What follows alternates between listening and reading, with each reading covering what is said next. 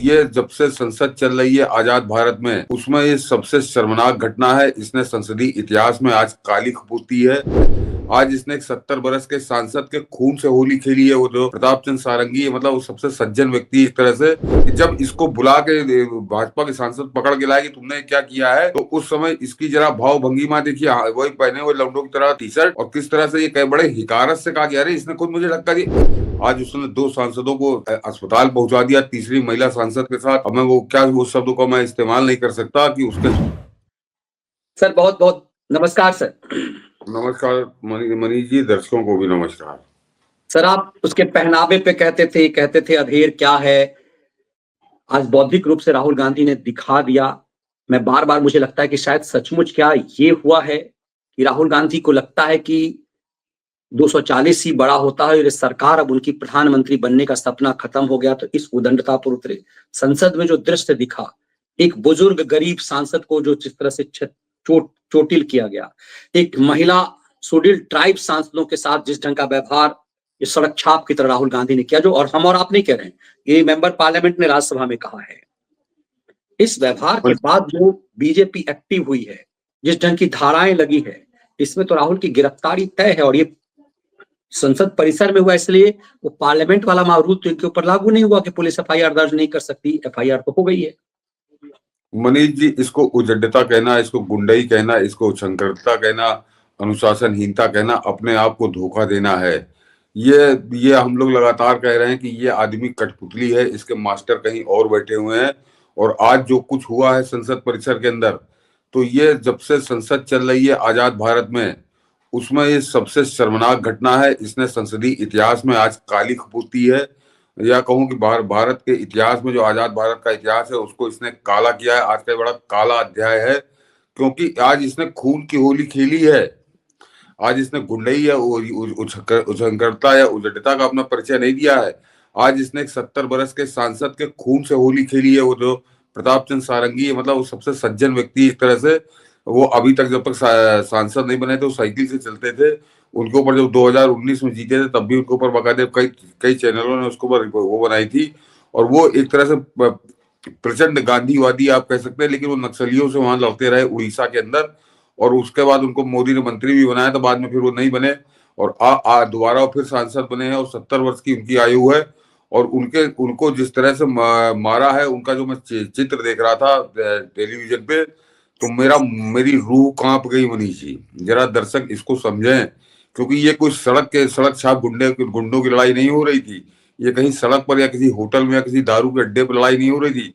ये संसद परिसर के अंदर, संसद भवन का जो मुख्य द्वार है, मकर द्वार, उसके ऊपर इसने उनके खून से होली खेली। और उसके बाद जो वीडियो चल रहा है मनीष जी, कि जब इसको बुला के भाजपा के सांसद पकड़ के लाए कि तुमने क्या किया है, तो उस समय इसकी जरा भाव भंगिमा देखिए। वही पहने हुए लौंडों की तरह टी शर्ट, और किस तरह से ये बड़े हिकारत से कहा गया, अरे इसने खुद मुझे धक्का दिया, इसने मुझे खुद धक्का दिया। उसने ये नहीं कहा कि इन्होंने, इसने मुझे खुद धक्का दिया। और ये कहकर बड़ी घृणा के साथ वो चला गया वहां से। उसने ये भी पूछने की कोशिश नहीं की कि अरे तुम्हें कहाँ चोट लगी है, कैसे चोट लगी है। तो ये मैंने कहा ना कि ये संसदीय इतिहास का एक काला दिन है। इस उजड्डता को जरा देख लेते हैं, वो वीडियो हमारे पास है, जरा उस उजड्डता को हम लोग देख लेते हैं। आपको शर्म नहीं आती है क्या राहुल? क्या शर्म नहीं आती है? क्या शर्म नहीं आती है? गुंडागर्दी करते हो, बूढ़े को गिरा दिया जाता है। इतना ये देखिए इन्होंने धकेला मुझे।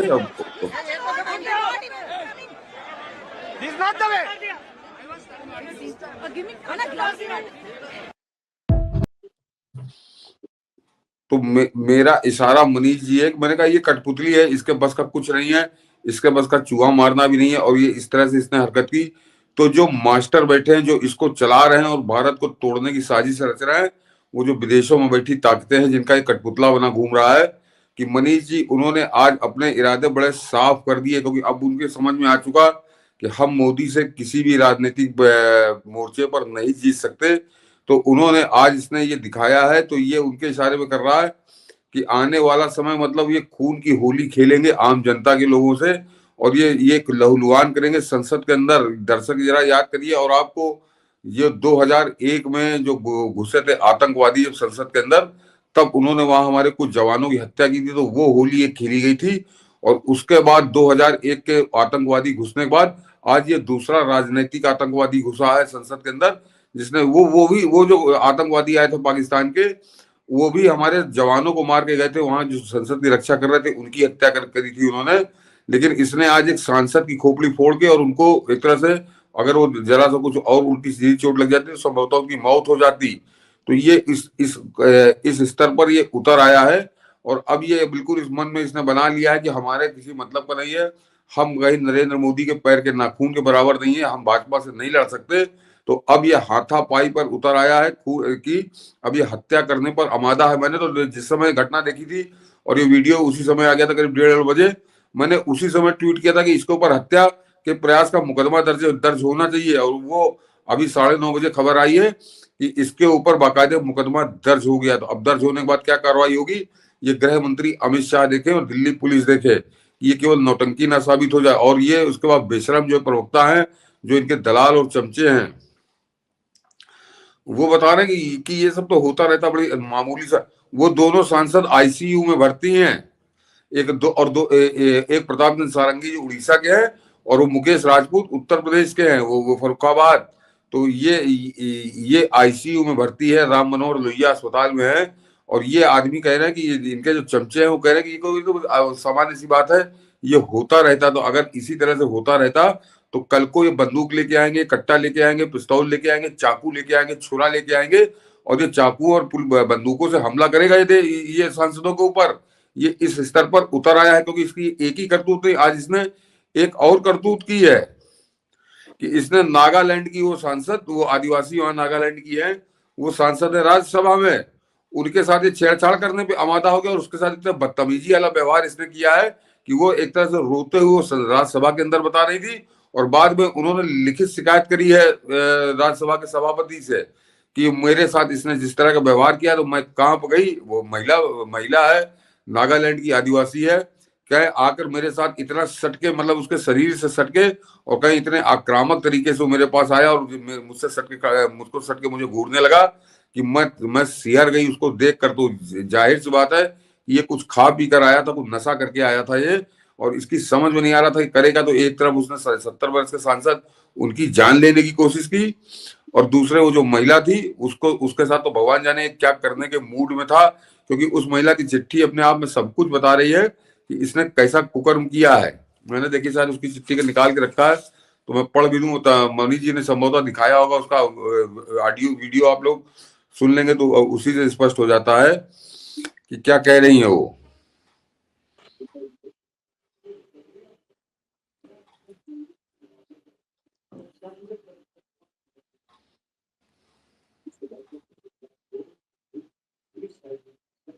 उनकी बाइट सुना दे क्या हम लोग, यदि तब तक हम उनका जो बयान है जो उन्होंने जो लेटर लिखा है उसका आपको अनुवादी बता देता हूँ कि एस फागनून कोन्याक सांसद राज्यसभा, उन्होंने लिखा कि माननीय डॉक्टर बाबा साहब अम्बेडकर के खिलाफ कांग्रेस पार्टी द्वारा किए गए अत्याचारों के खिलाफ शांतिपूर्ण विरोध प्रदर्शन में हम लोग भाग ले रहे थे। मैं मकर द्वार की सीढ़ी के ठीक नीचे हाथ में एक तख्ती लेकर खड़ी थी।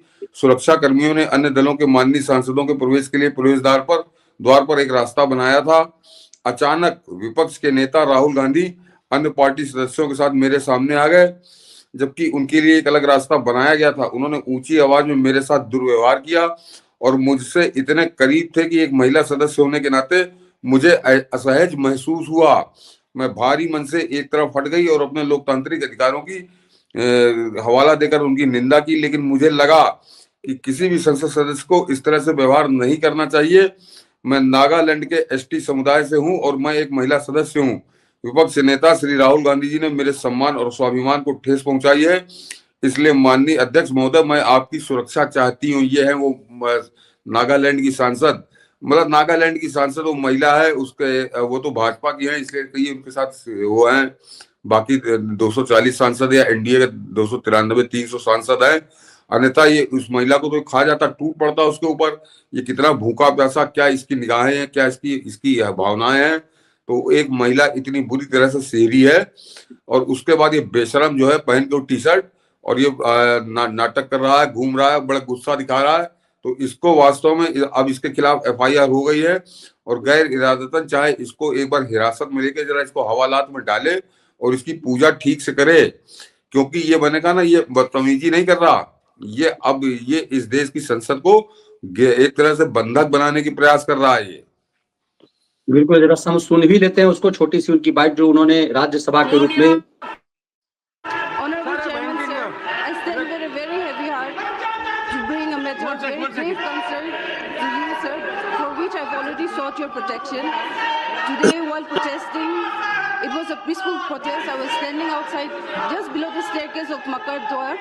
Something happened to me which I really feel disheartened. Leader of opposition of the Lok Sabha, Shri Rahul Gandhi ji, came in very close proximity of me, and I really feel uncomfortable, and he started shouting at me, which I felt is very unbecoming of a leader of opposition. It is not that I cannot defend myself, but still then, it would be very unbecoming, so I did not do that. But then what he did, his action today was really bad, and I feel disheartened, and no lady member, let alone me, an ST lady member from Nagaland, should not be made to feel like this, sir. So therefore, I seek your protection on this matter, for which I have already served notice to you, sir.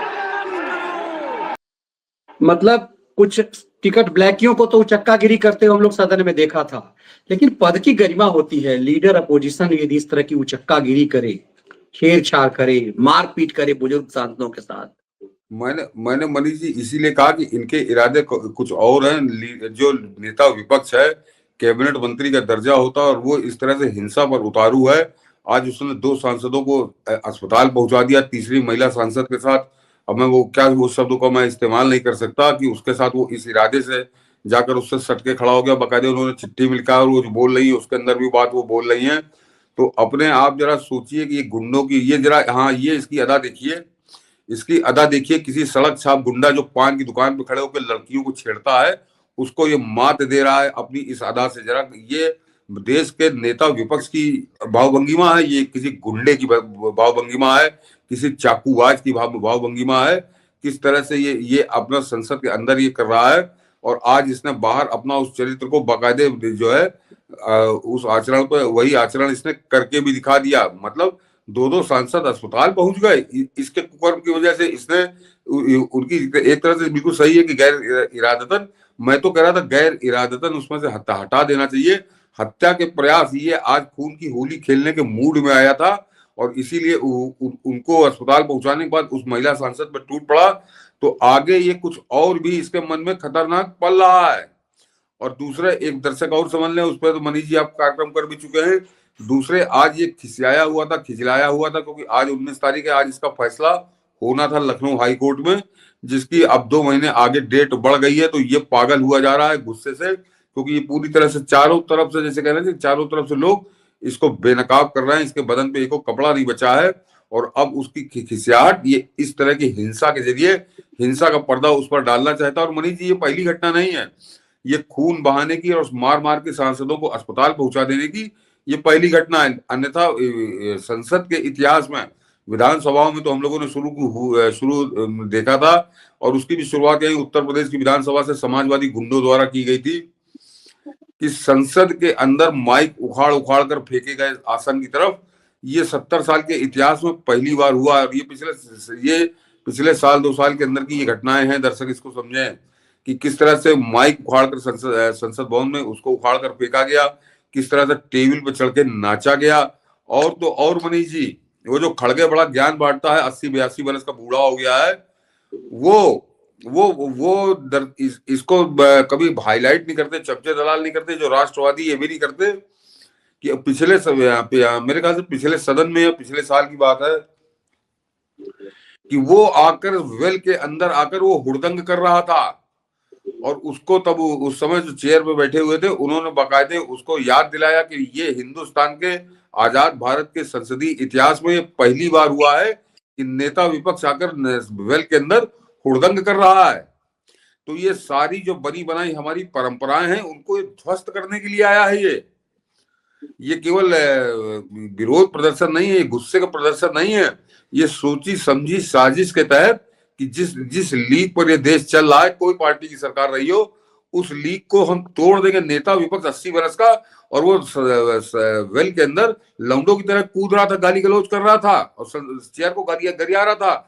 ये हिंदुस्तान मतलब कभी नहीं हुआ मनीष जी। कोई नेता विपक्ष रहा हो, किसी पार्टी का रहा, भाजपा भी वहां विपक्ष में रही है, कांग्रेस भी रही है, लेकिन कभी किसी नेता विपक्ष ने कुकर्म नहीं किया था। लेकिन उस खड़गे ने वो भी कुकर्म किया, और वो जो जिसके आप बता रहे हो टिकट ब्लैक किया, वो टेबल पे चढ़ के नाच रहा था। ये कभी नहीं हुआ। संसद के अंदर एक विरोध प्रदर्शन का एक केवल नारेबाजी तक रहता था, लेकिन उसके बाद अपनी सीमा में लोग रहते थे। अब इन्होंने उसको भी कलंकित करना शुरू किया, और जब देश की संसद को कलंकित कर रहे हैं तो सोच लीजिए इनके इरादे क्या है। तो दरअसल मैं इसको नेता मानता ही नहीं हूं, मैंने कभी नेता नहीं माना, लेकिन अब मेरा पूर्ण विश्वास है कि जिस तरह से इसने आज संसद परिसर के अंदर एक सांसद के खून से होली खेली है, ये नक्सली है मनीष जी। ये नक्सली उग्रवादी है, ये नक्सली आतंकवादी है ये। और ये अब हिंसा के जरिए पूरे देश की संसद को ये आतंकित करना चाहता है। पूरे देश की संसद को आतंक के जरिए बंधक बनाना चाहता है ये आदमी। ये नाम लेता है उस गांधी का, लेकिन इसका जो लीडर है वो चारू मजुमदार है, जिसने हजारों लोगों को मौत के घाट उतरवा दिया। तो ये उस टाइप का आदमी है। और इनके कुकर बताता हूं मनीष जी कि इसको, क्योंकि यूपी में योगी आदित्यनाथ से खिसियाया हुआ है, यहाँ पे मोदी से खिसियाहट में इसने एक सांसद की जान लेने की कोशिश की, जिसकी एफआईआर दर्ज है। और आज ही दर्शकों ने उस पर हमारे सारे न्यूज चैनल चुप हैं कि कल जो ये कह रहे थे कि हम उत्तर प्रदेश की विधानसभा घेरेंगे, वहां पर मनीष जी एक कार्यकर्ता इनका मर गया था, और उसको लेकर इन कांग्रेसियों ने ऐसी नौटंकी की। वो जो प्रदेश अध्यक्ष है वो दौड़ के चला गया गोरखपुर, वहां उसके अंतिम संस्कार में वहां की जनता ने जूते लेके दौड़ाया है। वहां पे जाके लेट गया, उसके बाद जैसे उठा तो पब्लिक ने इसको दौड़ा लिया, क्योंकि यहाँ पर एफआईआर दर्ज में जो है हत्या का मुकदमा दर्ज हुआ है कांग्रेसियों के खिलाफ। और ये भी दर्शकों से बता दूं कि उसकी मौत जो है, वो जो पूरी रिपोर्ट आई कि वो 2 घंटे वो मरा पड़ा रहा कांग्रेस कार्यालय के अंदर, किसी कांग्रेसी नेता ने पूछा नहीं उसको, और जब लेके गए तब तक वो मर चुका था। उनका तो ब्रॉड डेड लाए हो तुम, तो 2 घंटे तक वो और ये जो कल का प्रदर्शन था इन कांग्रेसियों का, उसमें पुलिस जो है कांग्रेस कार्यालय से कम 100 मीटर दूर थी।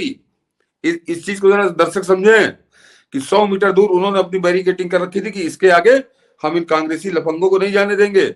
और वो कांग्रेस कार्यालय के अंदर 2 घंटे वो पड़ा रहा, वो मर गया वो।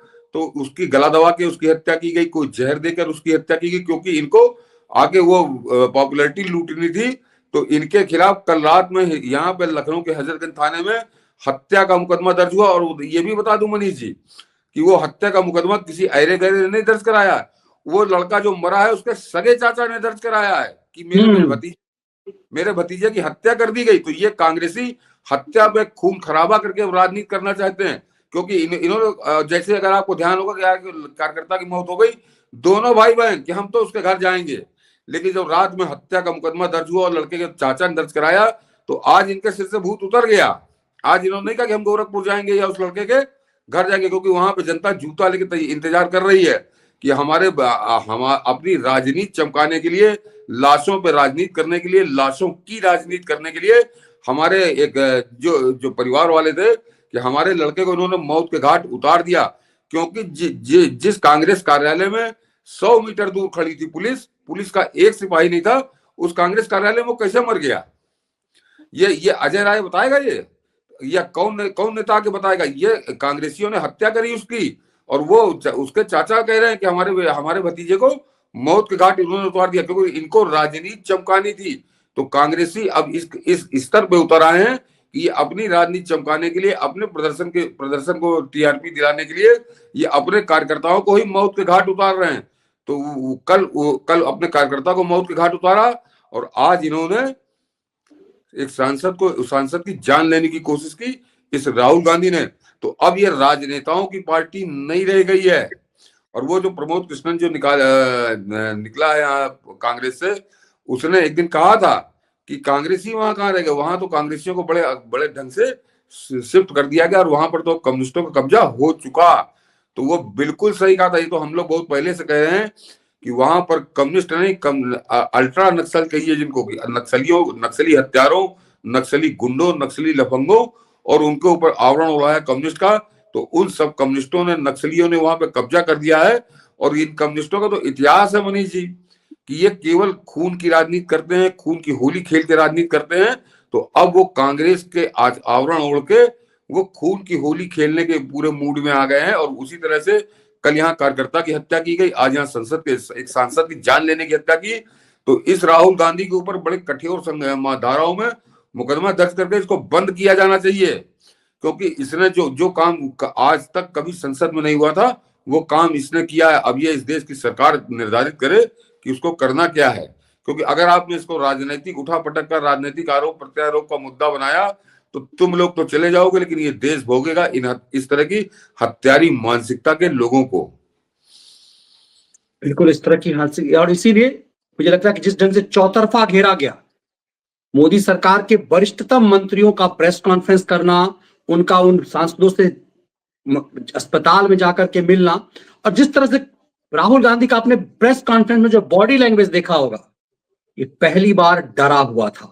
इसका मतलब है कि सांसदी गई, लीडर अपोजिशन का पद गया, ये चीजें सोनिया का सपना जो एक तरह से कायदे समझिए वो तो टूट गया कि भारत के ऊपर कब्जा करके बेटा का, अब तक तो मनमोहनी सरकार बना करके किया, एक सपना था कि बेटा को पीएम बना करके भारत पर कब्जा करके हम सिस्टम और सत्ता चलाएंगे। मुझे लगता है कि आज वो तमाम पूरी तरह से चूर चूर हो गया वो सपना।